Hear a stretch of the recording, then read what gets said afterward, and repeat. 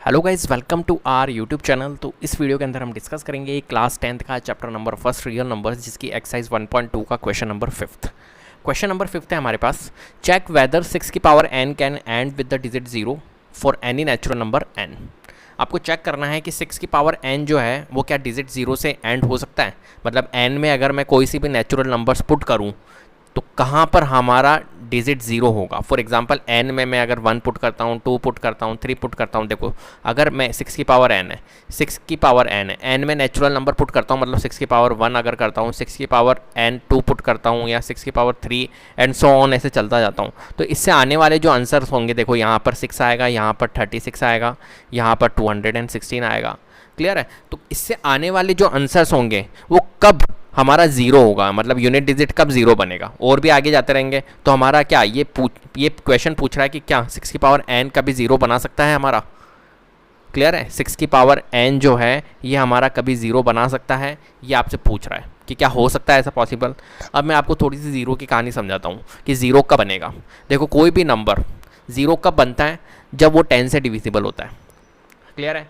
किसी भी नंबर के यूनिट डिजिट ज़ीरो कब होगी, मतलब जब ज़ीरो होगी, इसका मतलब है कि वो नंबर है वो डिविजिबल 10 से होगा।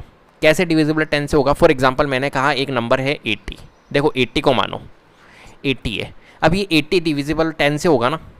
जितने भी नंबर है जिनकी यूनिट डिजिट ज़ीरो है, मतलब इसका मतलब है कि वो नंबर किससे डिविजिबल होगा, हमारा 10 से डिविजिबल होगा। क्लियर है। अब देखो, मैं 80 के अगर क्या बनाऊँ, प्राइम फैक्टर्स बनाऊँ। अब चीज़ों को समझना कि इसका मतलब है कि ये 8 जो है ये डिविजिबल होगा किससे, 10 से। आपको ये याद रखना है कि जिसकी भी यूनिट डिजिट ज़ीरो होती है तो वो किससे डिविजिबल होता है, 10 से होता है। तो डिविजिबल बाय 10। अब मैं इसके 80 के थोड़े से प्राइम फैक्टर्स करता हूँ। तो देखो, प्राइम फैक्टर्स जब मैं करूँगा तो मेरे को पता है मैं प्राइम फैक्टर्स कैसे करता हूँ, ऐसे करता हूँ। ठीक है। तो 2 से काटेंगे 40 टाइम्स, फिर 20 टाइम्स, फिर 10 टाइम्स, फिर 5 times and then 1 times. Clear है। तो इसके अगर मैं प्राइम फैक्टर्स बनाता हूँ तो 2 की पावर 4 इंटू 5 बनता है। क्लियर है बात। अब देखो, आप चीज़ों को समझने की कोशिश कीजिएगा। यहाँ पर क्या बने इसके प्राइम फैक्टर्स, 2 की पावर 4 और 5। ठीक है। मतलब जितनी भी जिसकी यूनिट डिजिट्स क्या होती है, हमारी ज़ीरो होती है, वो किस फॉर्म के अंदर होते हैं, 2 और 5 के फॉर्म के अंदर होते हैं। मतलब उनके जो प्राइम फैक्टर्स होंगे उसके अंदर क्या आएगा, हमारा 2 और 5 आएगा। समझ रहे हो मेरी बात को। जिसकी भी यूनिट डिजिट ज़ीरो होती है उसके जब प्राइम फैक्टर्स निकालेंगे तो उसके अंदर हमारा एक तो 2 आएगा फैक्टर और एक 5 फैक्टर आएगा। ये ज़रूरी है। और 2 इंटू 5 मिलके तो हमारा क्या बनता है, 10 बनता है।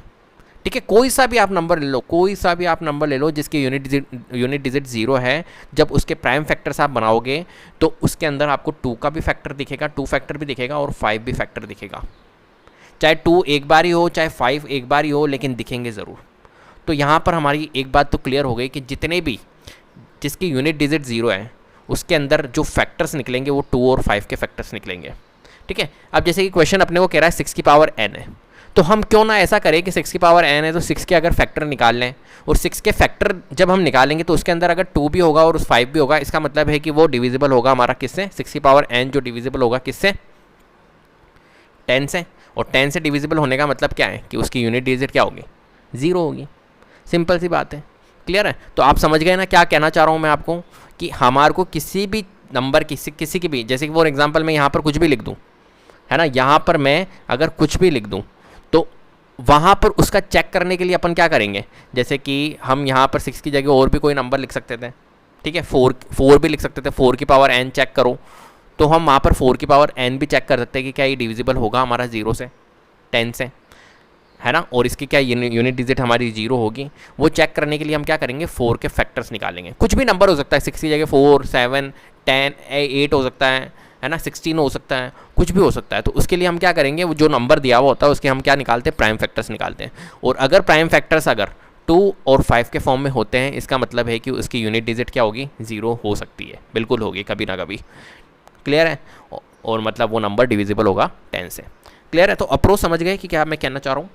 क्लियर है। तो चलिए अपन अब इसको करते हैं, कैसे करेंगे अब इस क्वेश्चन को। तो देखो, जैसा मैंने बोला, इफ़ एनी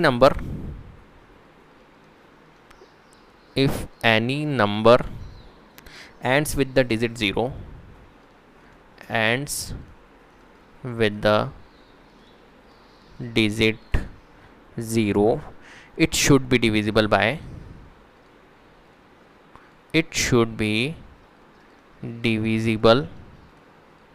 by 10। जैसा कि मैंने अभी बताया था कि वो किससे 10 से होगा, जिसकी भी यूनिट डिजिट 0 है तो इसका मतलब है कि वो नंबर जो होगा वो 10 से डिविजिबल होगा।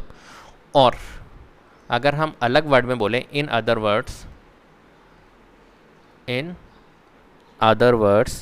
it will also be divisible by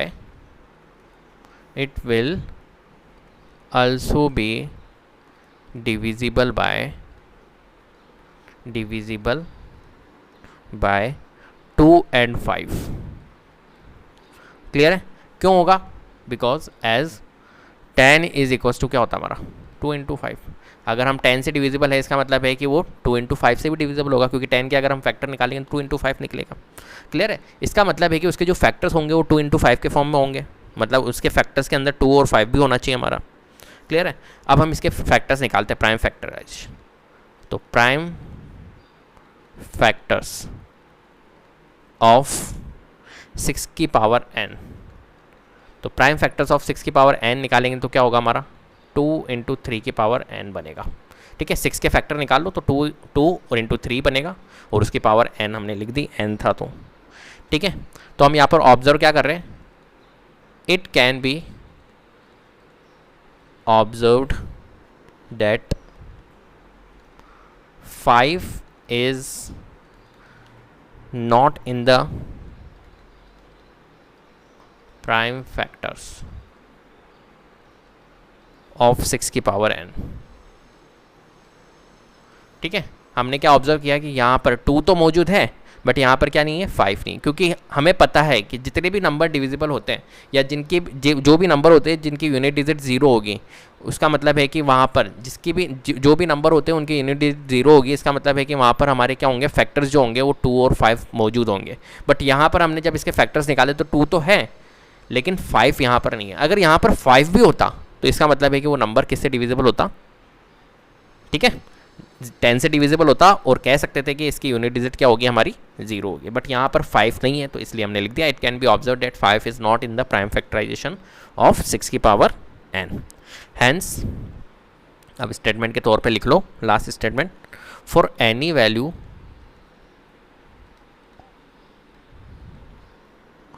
of n 6 की power n will not divisible by 5।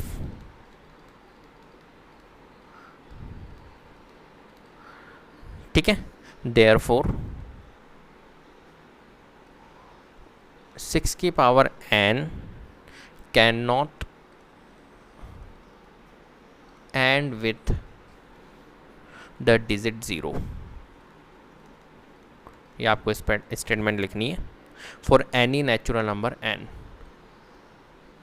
For any natural number n। Clear है बात? बस यही सोल्यूशन था। बस आपसे ये पूछा गया था कि क्या 6 की पावर n एंड होगा 0 से, तो ये आपको चेक करना था। और ये चेक करने के लिए सिंपल सा प्रोसेस है, आप 6 के क्या कर लो फैक्टर, कोई भी नंबर हो सकता है, यहाँ पर 16 हो सकता है, ठीक है, 25 हो सकता है, कभी आपको 30 दे देगा, कुछ भी दे देगा, तो उसकी पावर n, ये कहेगा कि उसकी पावर n है, नेचुरल नंबर के फॉर्म में है, तो उसकी डिजिट जो होगी एंड क्या वो 0 से होगा। तो कुछ ही नहीं करना है आपको, सिंपल सा है कि जो नंबर दिया हो तो उसके फैक्टर्स करो। उस फैक्टर्स के अंदर अगर हमारा 2 है और 5 भी है, दूसरे नंबर भी हो सकते हैं, कोई दिक्कत नहीं। देखें यहाँ पर 3 था जैसे, कि कोई दिक्कत नहीं है, बट यहाँ पर अगर हमारा 5 भी होता तो ये डिजिट 0 से एंड होता, बिल्कुल होता। क्लियर है? तो दूसरे हो सकते हैं, है ना, लेकिन 2 और 5 भी आपका होना चाहिए। अगर 2 और 5 है जब तो है, नहीं तो नहीं है। तो इस टाइप से आपको इसको सॉल्व करना था। क्लियर है? तो उम्मीद करता हूँ कि वीडियो पसंद आई होगी। अगर वीडियो पसंद आई है तो प्लीज़ लाइक कीजिए, शेयर कीजिए और चैनल को सब्सक्राइब कर लीजिएगा। बेल आइकन को जरूर प्रेस कर लीजिएगा, जिससे कि अपकमिंग वीडियोज़ के नोटिफिकेशन आपको टाइम टू टाइम मिलते रहे। Thank you so much.